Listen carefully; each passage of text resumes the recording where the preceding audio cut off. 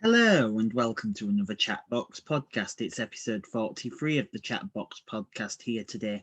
How are you doing? How are you doing today? Right, let's crack on. As you know, each week I have a guest to talk about their career or job. So let's crack on with this week's guest. It's broadcaster Trevor Thomas. Hello, Trevor. Welcome along. Hello, Ben. Nice to talk to you. Thank you for inviting me onto your podcast. I'm delighted to be on your podcast. I'm speaking to you from Derbyshire, on the edge of the glorious Peak District, where the sun's trying to shine as we speak. I'm about 2 hours northeast of you. Ah, right, okay. On the banks of the Humber. Is the sun shining there? Beautiful out there. Oh, lovely. Well, it's still trying here. It's getting there. Lots of peaks around your area. There are, yeah, that's right, yeah. Which is difficult for radio, actually. A lot of hills in the way. It's a bit of a logistical nightmare, but... Oh, well. Just broadcast from the top of a hill. Yeah, but the people at the bottom might not be able to hear you. That's the issue, you see. So I'm told. Not that I'm an engineer, but there you go. Well. That's good. 5 questions about your broadcast career today, if that's okay. Yes. You ready to rumble in the jungle? Indeed, I am ready to rumble in the jungle, sir. Let's go for it. Question 1. Where did you start your broadcast career? Well, quite a lengthy answer to this, actually, Ben. I've narrowed it down to 3, maybe 4 different places. I decided I wanted to be a radio DJ when I was about 10 years old, bitten by the bug. And me, my big sister, and my little brother had a pretend radio station. So we used to pretend doing a radio show. And it was a bit of a laugh, basically. And then when the era of CB radio came along, which was a short time after that, we had some walkie-talkies, and our pretend radio station did actually broadcast that time. I just held the talk button down on the unit and held it up to the speaker of the record player. So that was a bit of fun playing at radio. And then as I moved on through into my teens, I thought, hospital radio, that's the best way to get into radio. But in order to get into hospital radio, I needed to buy a car. I needed to pass my driving test so I could drive to the hospital radio. So I needed a job. So I kind of followed a family trait and went to work for a bank. I was a bank clerk for 2 or 3 years. And I started spending time at the hospital radio. I was there for about 3 years. I was there nearly all the time.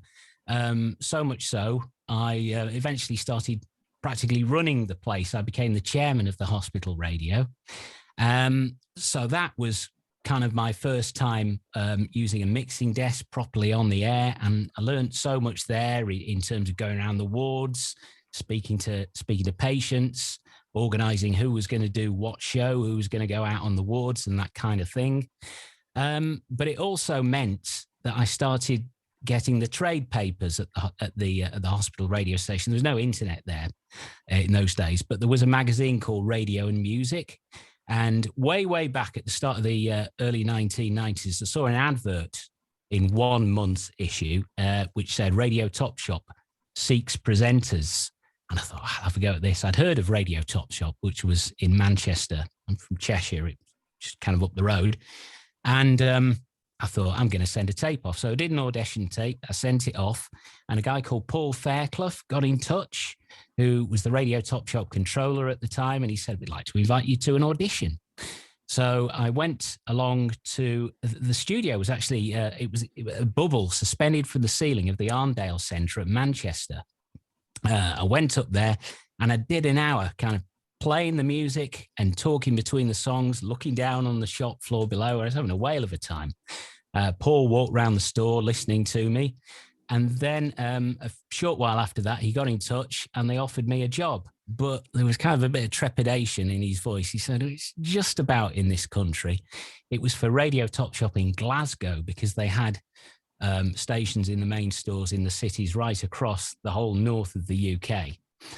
And I know it's well kind of perceived that radio pays you a lot of money, and people like Zoe Ball, we know, she earns a lot of money, but everybody's got to start somewhere, and the money wasn't too great. And I remember going home to my mum and dad and saying, "Oh, shall I do this?" I was only 21, 22 at the time. And they said, "Are you really going to throw a banking career away for this? Oh, what kind of money? You'll have to get yourself a flat and everything." So reluctantly, I had to turn it down. But Paul kind of, he accepted the reasons why I couldn't conceivably do it. And I'm pleased to say, about a month or so after that, they got back in touch. And they also ran an in-store radio station at Debenhams, the department store in Preston. And this I could do because it was only like 45 minutes drive up the motorway to get to Preston and back. So I did it, started doing it. And I was full-time radio DJ, first time being paid, professional radio presenter.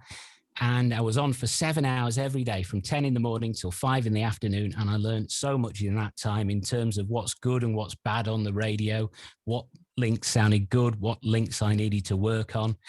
And that was about 6 months or so. And from there, I went to work for a station called KFM, which became Signal Cheshire. And that was my first time doing broadcast radio. So it's one of those few places, to give you a kind of long-winded answer as to where, radio started for me. Yeah, brilliant. Question 2, who were your inspirations in broadcasting growing up? Well, I mentioned I was about 10 when I got bitten by the radio bug.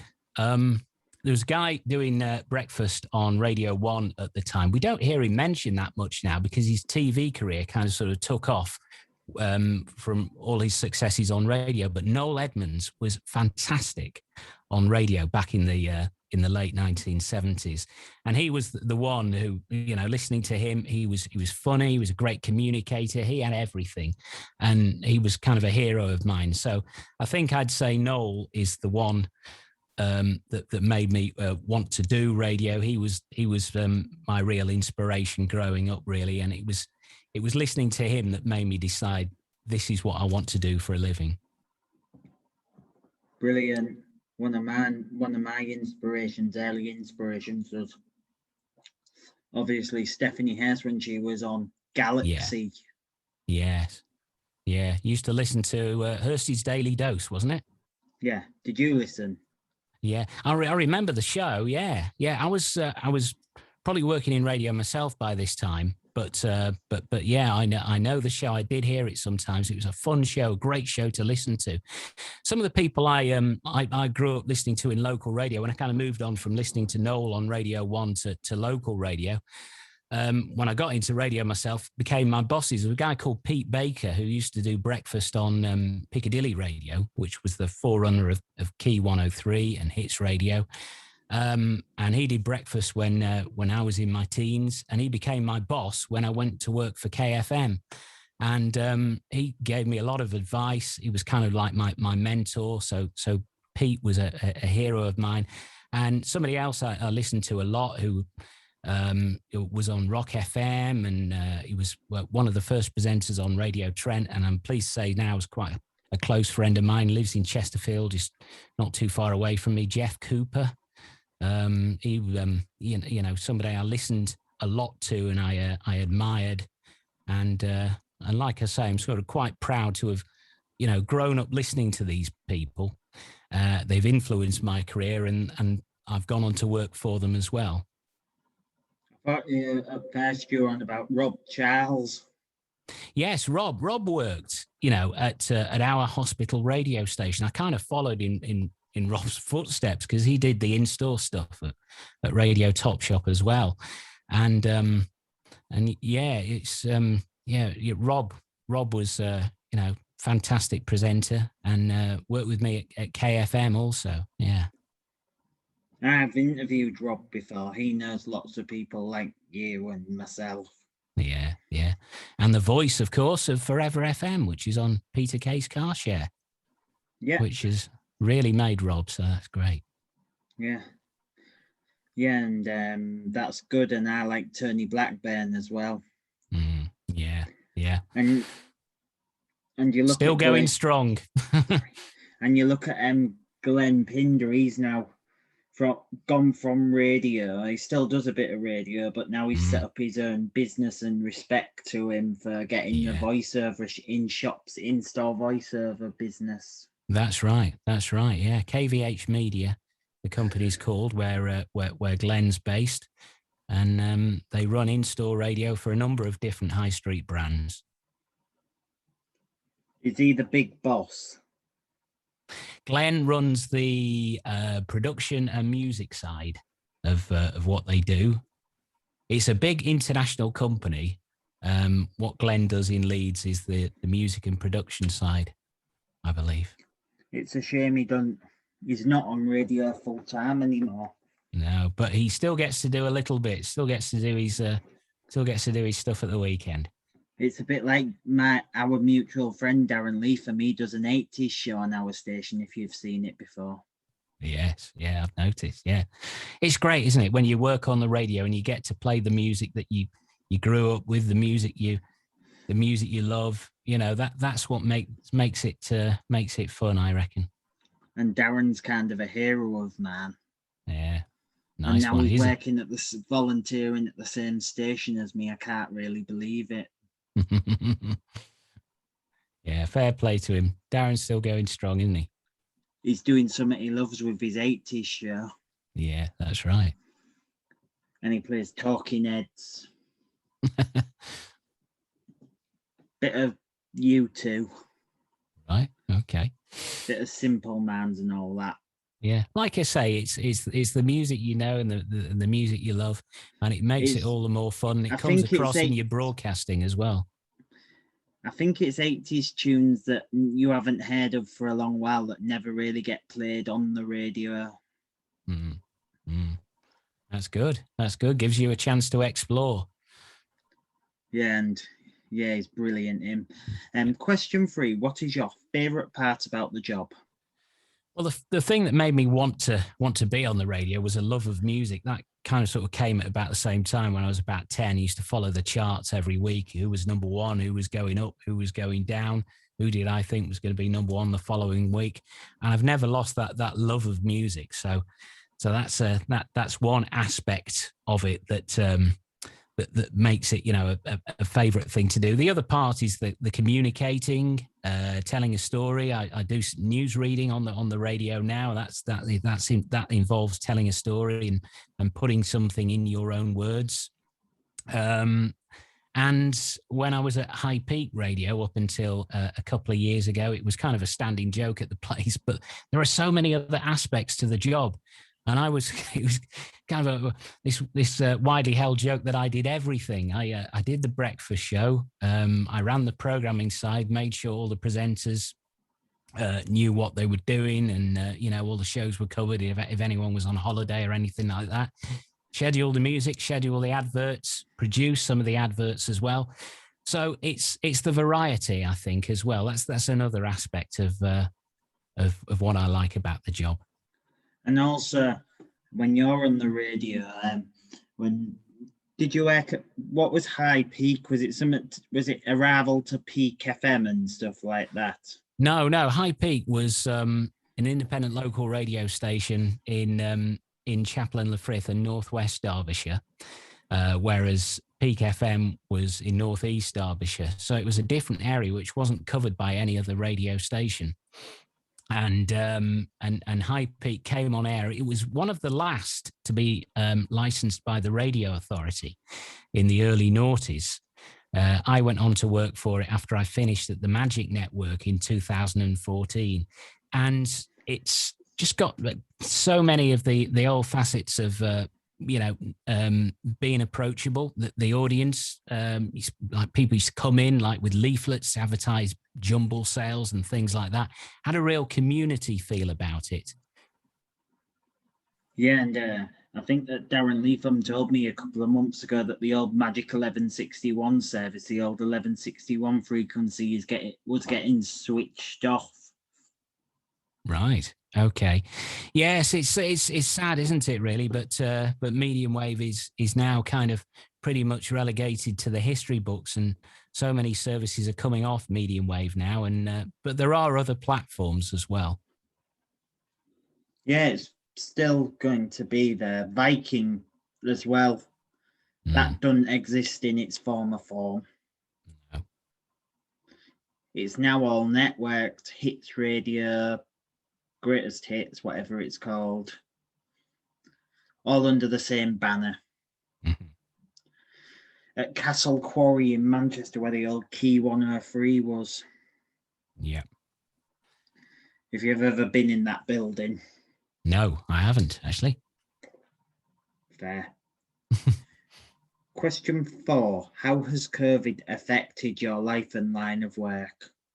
Well, as you can probably see, I'm in my home studio, and I was kind of sort of working from home in what I did up until when COVID started. But it's now kind of working from home all the time. I've done shows from home since COVID started. I've done a lot of voice tracking from home, pre-recording things from home. I've invested in terms of microphone, processor, to get it sounding good at home. So the big thing has been being based at home. That's the big difference since the COVID restrictions came in.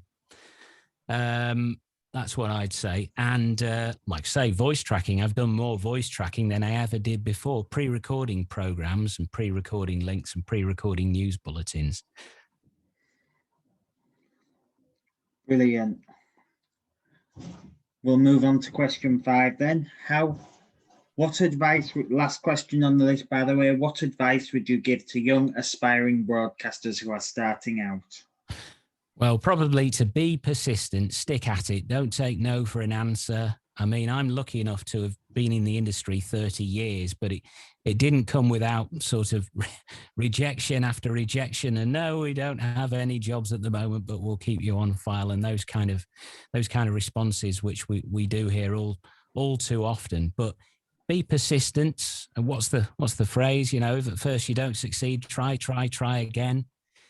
Keep at it. There's nothing like determination for making you excel in the world. So that's one thing I'd say. Another thing would be to be yourself. It's your individual take on life, your personal stories, particularly if you're a presenter. These things kind of stand you out from the rest. I mean, anyone can do a link about, say, Ed Sheeran likes Lego. He did a song called Lego House.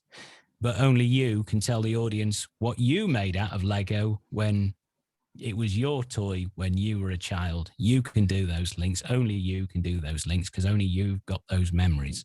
So be yourself. By all means, listen to other people and sort of probably, you'd get some idea what kind of style you want to adopt on the radio from having listened to someone. But it's your own individuality which will sell you at the end of the day. And also, it probably seems like an obvious one, but I suppose we can forget it with so much going on in the world, but enjoy it. We're very fortunate to be able to do what we do. Radio is more accessible now than it ever was, really, in lots of ways, with internet radio, with community radio. School and college radio, hospital radio still around as well. So just enjoy it, have fun, and that will come across in your broadcasting style. Brilliant. That's it for today. Thank you for joining us, Trevor. Thank you very much, Ben. Thank you for inviting me, and thank you for indulging me. Do join me again for another Chatbox podcast, but for now, please give it up for Trevor Thomas. Hooray! Do join me again soon for another podcast. But for now, thank you for watching and listening. And as I always say, that's a. Did I just spoil it? Oh no! Yeah, it's fine. That's a wrap. That's a wrap.